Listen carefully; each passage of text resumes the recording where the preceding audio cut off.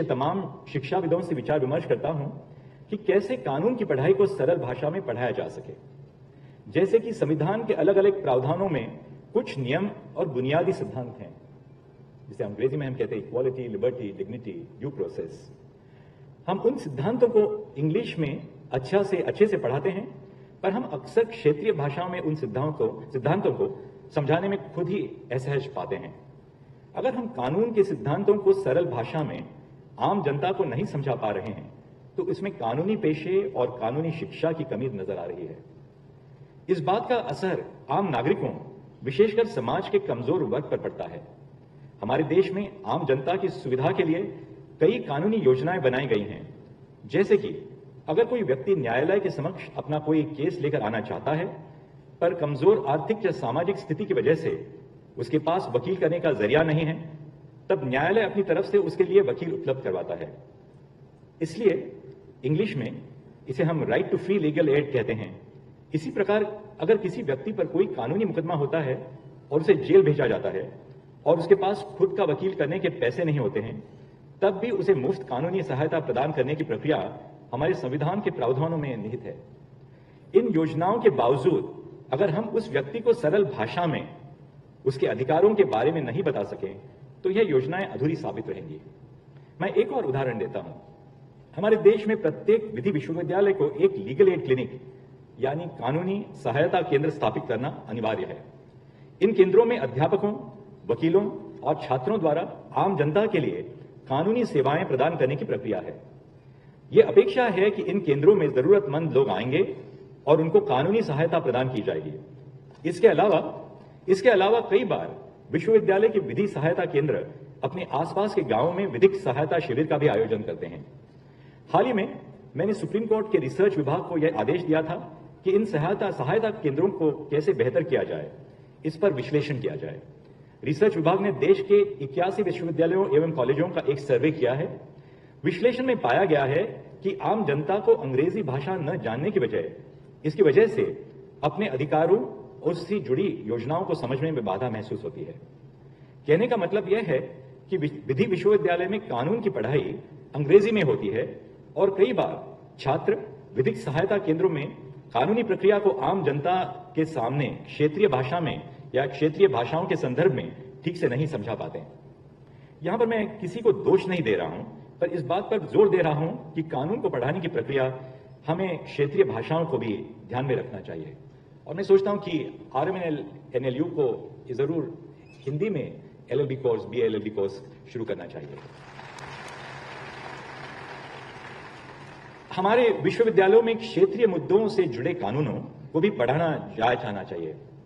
मान लीजिए अगर कोई व्यक्ति आपके विश्वविद्यालय के पड़ोस के गांव से विश्वविद्यालय की विधिक सहायता केंद्र में आता है और अपनी जमीन से जुड़ी समस्या को बताता है, पर यदि छात्र को खसरा और खतौनी का मतलब ही नहीं पता है, तो छात्र उस व्यक्ति को कैसे मदद कर पाएगा?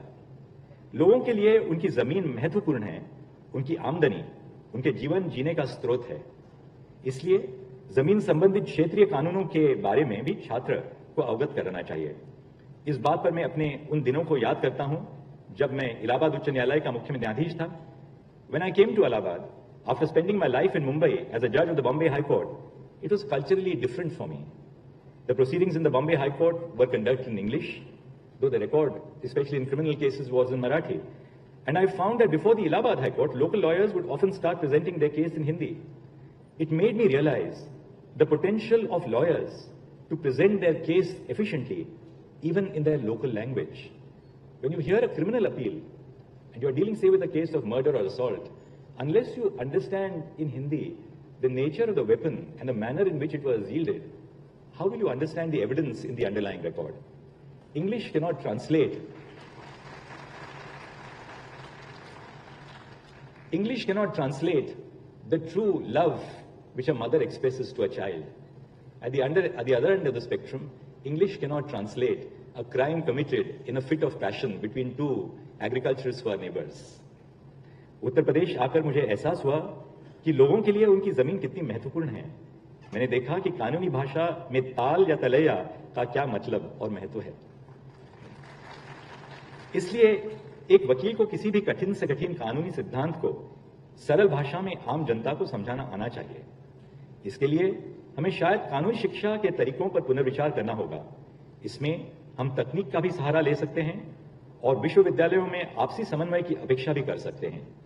कई विश्वविद्यालय मिलकर कानून के विषयों में से संबंधित टीचिंग मॉड्यूल्स सरल भाषा एवं क्षेत्रीय भाषा में तैयार कर सकते हैं। कानूनी प्रक्रियाओं और सिद्धांतों को हम ऑनलाइन वीडियोस के जरिए अपने छात्रों और आम जनता को समझा सकते हैं। मैं दोहराना चाहता हूं कि मैं ये नहीं कह रहा हूं कि कानूनी शिक्षा से इंग्लिश को हटा देना चाहिए। मेरा तात्पर्य यह नहीं है, बल्कि अंग्रेजी के साथ साथ क्षेत्रीय भाषाओं को भी अपनाना चाहिए। In many countries across the world, both legal education and legal proceedings are conducted in the regional language, ensuring that all citizens can not only access the legal system, but also aspire to be lawyers and judges. It is only when we teach core principles of law to our students efficiently in their mother tongues, while acquainting them with the local context and local legal terms, that we can create socially responsible lawyers in the future who can truly understand the issues and concerns of the local community. I hope that all of us think about these issues more deeply. To go back to the lines by Asrarul Haq Majaz that I quoted at the beginning of this address, just as the clouds bring rain to the flowing streams and towering mountains, the impact of your work and your contributions to society must always be rooted in a purpose that is larger than yourself. Whether you find yourselves advocating for human rights, shaping public policy, defending an accused from criminal prosecution, or educating the next generation by becoming an assistant professor of law in your own university, be the rain that brings growth, the stream that ensures fairness, and the mountain that stands firmly behind the less powerful and the voiceless. Above all, do remember that while you focus on yourself, you must also learn to surrender yourself to the larger divinity and the larger eternity. It is when you learn to surrender yourself to the good of others, to the good of society, to the good of all those who do not have the privilege of having attended the Ram Manohar Lohia National Law University, that you will truly realize the full potential of your existence. And I'll therefore conclude by expressing the hope that it is in your ability to serve others, to surrender yourself to the power of the well-being of others around you, that you will realize the true potential of our own life. Congratulations on your remarkable achievement today. I urge all of you to take some time today to pause, breathe, and give yourself a pat on the back, for each one of you truly deserves it.